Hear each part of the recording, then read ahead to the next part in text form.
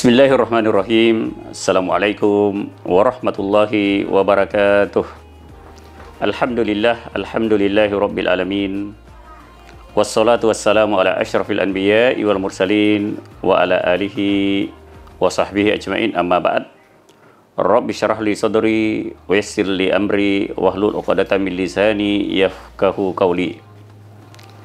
Bahwasannya kalimat yang paling pantas kita ucapkan kalimat Alhamdulillahi Rabbil Alamin, tanda puji syukur kepada kehadirat Allah Subhanahu wa Ta'ala karena berbagai kenikmatan yang diberikan Allah Subhanahu wa Ta'ala kepada kita, baik itu nikmat hidayah, nikmat Islam, nikmat iman, nikmat kesehatan, dan termasuk nikmat umur panjang.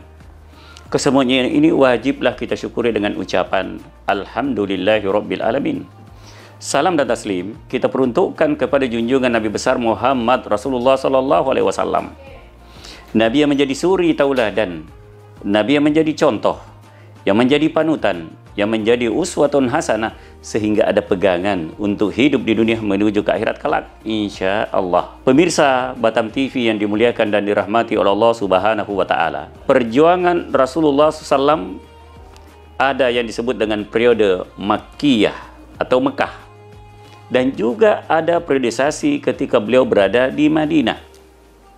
Sesuai dengan apa yang termaktub dalam rukun Islam, bahwa Islam itu dibangun atas 5 pondasi. Yang pertama adalah 2 kalimat syahadat, yang kedua adalah salat. Maka kedua rukun Islam ini, baik itu 2 kalimat syahadat, baik itu tentang salat, keduanya ini muncul ketika Rasulullah masih berada di Mekah ketika itu, yang mana kita semua ketahui bahwa Jibril mendatangi Rasulullah SAW ketika beliau berada di Gua Hira dengan surah Al-Alaq, Iqra' bismi rabbikal ladzi khalaq, khalaqal insana min 'alaq.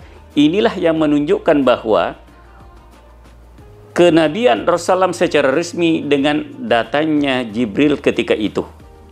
Sementara peristiwa Isra dan Mi'raj yang kurang lebih jaraknya 10 tahun, di situ Allah Subhanahu wa Ta'ala memperjalankan hambanya untuk menerima perintah sholat.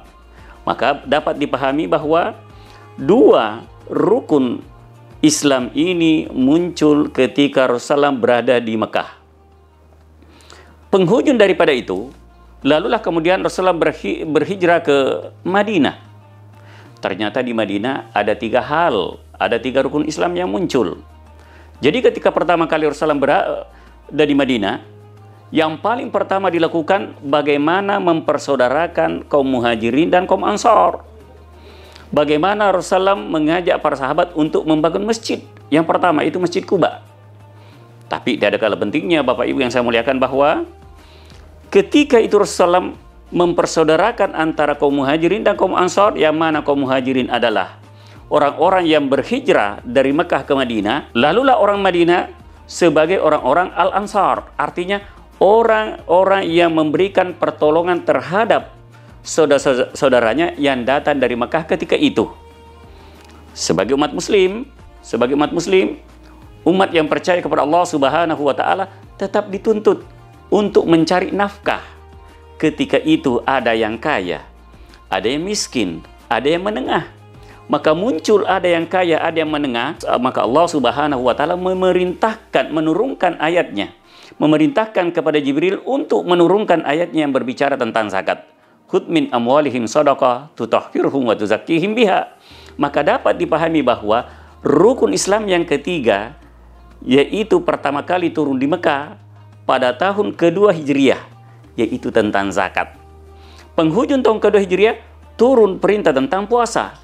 8 tahun kemudian, bahkan ada yang mengatakan 9 tahun kemudian, baru turun perintah tentang haji.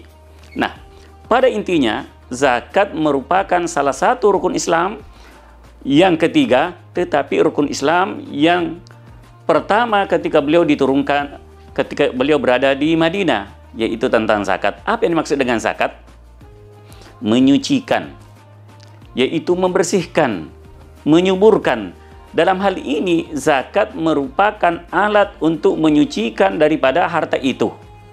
Maka jamaah yang dimuliakan Allah Subhanahu wa taala, pemirsa Batam TV yang dimuliakan Allah Subhanahu wa taala, apabila Anda mempunyai harta, maka kita lihat syaratnya. Yang pertama, ia seorang muslim. Yang kedua, milik sepenuhnya daripada harta itu. Yang ketiga, haul. Apa yang maksud dengan haul? Apabila harta itu kita sudah miliki selama 1 tahun, contohnya 1 Ramadan kita miliki, berarti tahun depan 2 Ramadan itu sudah dihitung 1 haul. Yang keempat, yaitu ada yang disebut dengan nisab. Jumlah yang ditetapkan oleh ulama, berapa jumlahnya? Yaitu 85 gram emas. Maka andaikan kita punya emas sebanyak 85 gram, maka wajiblah kita keluarkan zakatnya sebanyak 2,5%. Artinya 85 gram kali 2,5%. Maka muncul pertanyaan, andaikan saya mempunyai harta berbentuk uang, maka 85% dikali kapan jatuhnya haulnya itu. Andaikan misalnya jatuh pada hari ini dan harga emas ketika itu 1 juta, maka 85 gram dikali 1 juta, maka 85 juta. Dan seterusnya, artinya 85 juta kali 2,5%, maka itulah yang wajib dikeluarkan zakatnya untuk menyucikan daripada harta setiap umat muslim apabila sudah cukup. Lalu yang kedua di sana, di penghujung daripada bulan suci Ramadan, yang mana ada disebut dengan zakat fitrah, yang mana zakat fitrah ini untuk menyucikan jiwanya. Untuk menyucikan jiwanya bahwa ketika berpuasa pada bulan suci Ramadan, kita menyempurnakan puasa itu dengan menutup apa yang disebut dengan menyucikan jiwanya dengan konsep zakat fitrah. Maka disitulah apa yang disebut dengan Idul Fitri, yaitu hari kemenangan. Mudah-mudahan bulan suci Ramadan ini kita memahami apa yang dimaksud dengan mengeluarkan zakat mal dan juga mengeluarkan zakat fitrah, sehingga kemenangan itu berpihak pada kita. Amin, amin ya rabbal alamin. Mewakili seluruh sivitas akademika, Stay Ibnu Sina Batam mengucapkan selamat berbuka puasa. Semoga Allah Subhanahu wa taala menerima dan meridhoi puasa kita, dan selama menjalankan Ramadan ini, Stay Ibnu Sina Batam profesional dan religius. Saya akhir dengan ucapan Assalamualaikum warahmatullahi wabarakatuh.